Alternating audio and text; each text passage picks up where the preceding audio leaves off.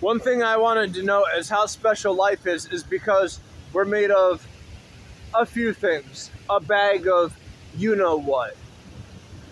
And it ain't a pile of blank. If you're alive, round of applause. How are you doing? We're alive.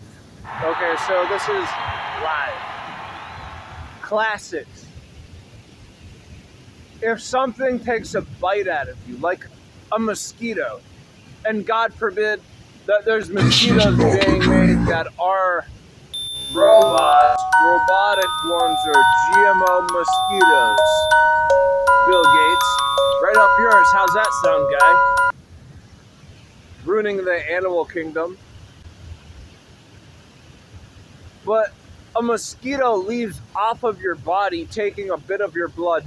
What is ever inside of your blood is going to affect the mosquito. So I had one mosquito take a bite out of my jugular vein, and it left off in a funny direction, swerving right and left. I'm not gonna say what's in my blood because everyone has a purpose of privacy. I asked this person, she wore a shirt saying literacy. I'm like, ma'am, if we're on the curb, which we're on a bike trail, if you're on a bike trail, it's a curb. What is something that you would feel most offended someone talking to you about? The freedom of speech. She said, about my personal life.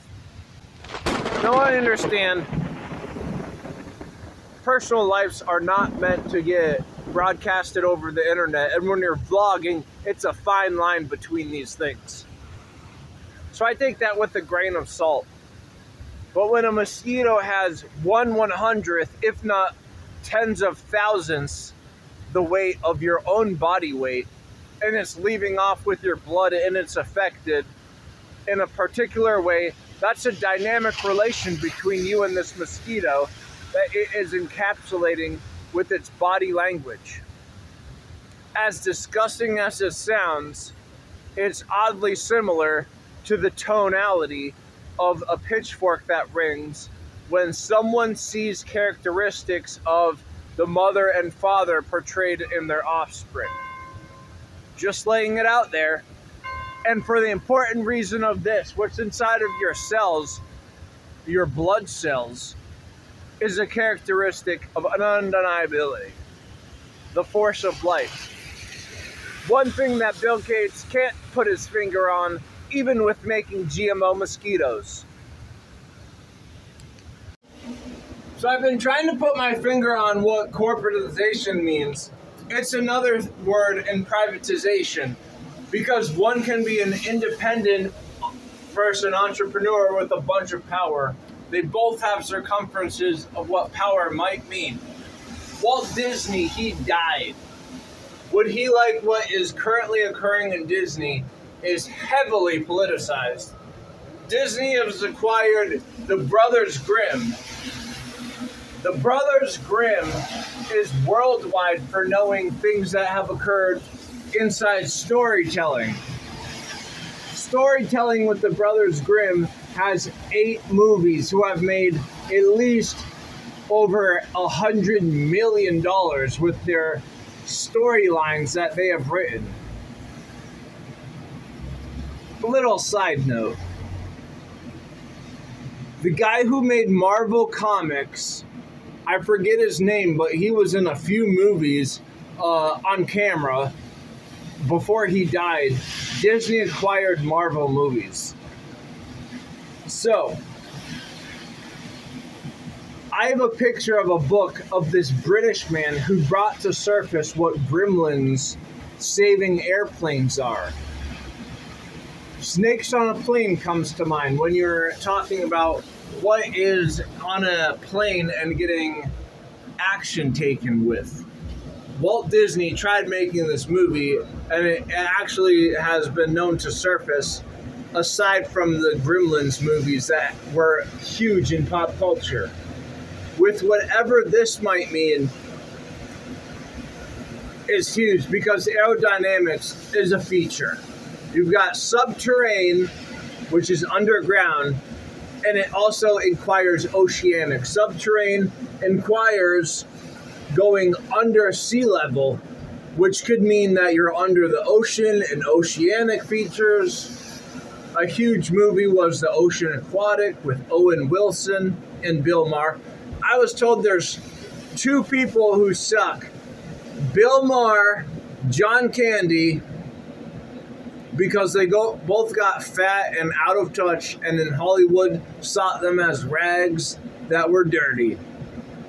If this has any semblance, it's to say that is to say what power is to privatization and corporatization when one side of the aisle who's power hungry is running roughshod, making everything a gallows.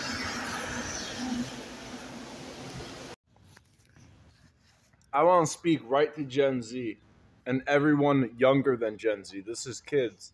And I've kept my channels PG. I've only done Doug Ides, but Zocru's my original channel. I shied away from it because it wasn't catching wind. But at the same time, on Zocru, or Zocru, I've told this to Japanese artists for musicians, and they're better than any musicians in the United States. And two of them have shouted out my name in Scarlet Valse Kakaru and in Kuki D = out. They've both told me my name because of YouTube. I talked to them under my YouTube original name, Zocru. And they said it in the songs that they've dropped recently under Happy Rebirthday. And D from Japan, the band D, has made a song called Unbirthday, Happy Unbirthday. And Buck Tick has, which the singer died, made a song Wonder Underground from Alice in Wonderland. They've made it underground. I saw, if you burp, you have to say, excuse me. Excuse me. This one guy who was dark-skinned, and I asked him if he knew the Jungle Book, and he said no. And then I asked him if he knew who wrote the Jungle Book. He gave up a famous name, and I know famous authors, probably two of them, Mark Twain, and then another guy like C.G. Carroll, R.L. Stein, J.K. Rowling, J.R.R. Tolkien. I just named three. If you don't know those three, then you don't know famous authors. But this one guy who was dark-skinned, and I called him out because he looked like he was from a country that I know of, who might have had the Jungle Book. I don't think the Jungle Book was written in Africa. I think it was written in India. Because there's three names in the Jungle Book, Mowgli and Bagheera. And I think those are Indian names, not African.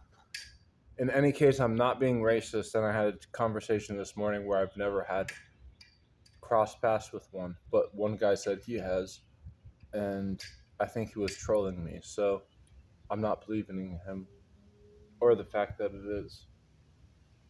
If you've never been in a physical altercation, I never have, but if you've never met someone who linguistically is worse than a physical altercation mentally, if you say something, sticks and stones break my bones, but words never hurt me. If you say a word and it hurts someone worse than, I'm speaking to Gen Z. I mean, yeah, Gen Z. You're opposite of Gen X. I'm a millennial, so is what it is. I'm talking to Gen Z. That's what my little sister is. And I hope they never stumble across any of my channels, my original Zocru, and what I'm speaking on Doug Ides. I'm on Facebook. Find me on Doug Ides. If you can't spell it, I'm not going to for you because I don't plug.